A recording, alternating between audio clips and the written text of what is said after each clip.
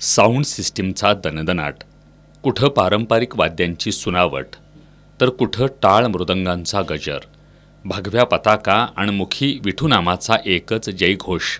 अशा भक्तिमय वातावरणात कोल्हापूर शहरात गणेश विसर्जन मिरवणुकीला सकाळी 8 वाजता सुरुवात झाली.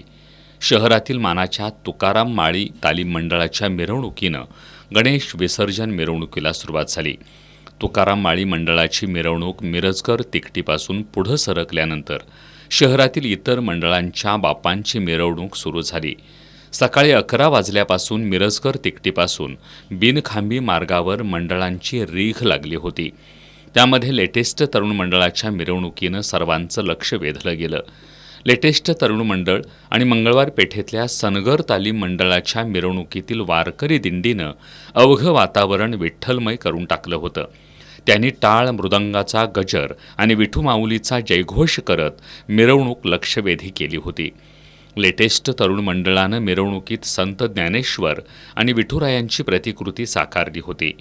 मंडळाचे काही तरुण कार्यकर्ते संत ज्ञानेश्वरांच्या वेशभूषेत होते. या मंडळाच्या प्रबोधनात्मक चित्रांचा मिरवणुकीत समावेश होता.